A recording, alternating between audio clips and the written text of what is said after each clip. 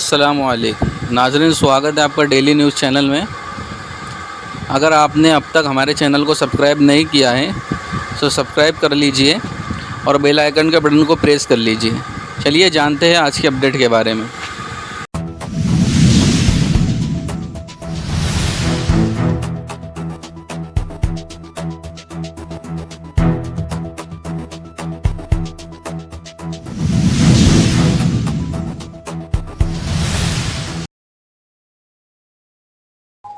आज आम्ही विशाळगड जिल्हा कोल्हापूर येथे झालेल्या दंगली विरुद्ध सरकारला निवेदन देण्यासाठी आलो होतो।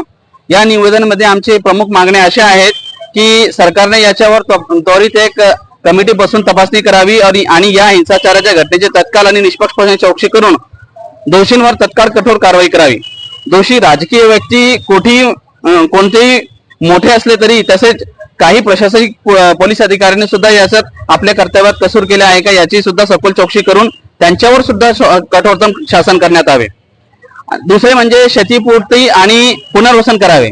म्हणजे ज्या लोकांचे घर, दुकान, व्यवसाय इत्यादी याचे नुकसान झाले आहे त्यांना तत्काळ आणि योग्य ती आर्थिक मदत मिळावी। त्यांच्यासाठी पुनर्वसनाच्या योजनेची अंमलबजावणी करावी। सुरक्षा आणि याचं व्यवस्थापन, तर भविष्यात अशी घटना पुन्हा घडू नये म्हणून विशाळगड येथे पोलीस बंदोबस्त वाढवावा, तसेच सीसीटीव्ही कॅमेरे आणि इतर सुरक्षा साधनांचे नियोजन करावे। सामाजिक सलोखा आणि शांततेचा प्रकल्प सुद्धा महाराष्ट्र सरकारने राबवावा, जेणेकरून विशाळगड आणि परिसरात सामाजिक सलोखा निर्माण होईल। आणि सर्वात शेवटी जनजागृतीचा कार्यक्रम सरकारने आपल्या हातात घ्यावे। म्हणजे पुढील काळ हा निवडणुकीचा काळ असून प्रचंड जातीवादी शक्त्या कार्यरत झाल्या आहेत। राज्यात व यासारख्या आणखी घटना घडवण्याचा त्यांचा प्रयोजन आहे काय याबाबत नागरिकांना जागृत करण्यासाठी विविध जनजागृती कार्यक्रमाचे आयोजन करावे, जेणेकरून नागरिक आपली जबाबदारी समजतील आणि शांतता टिकवण्याचा प्रयत्न करतील।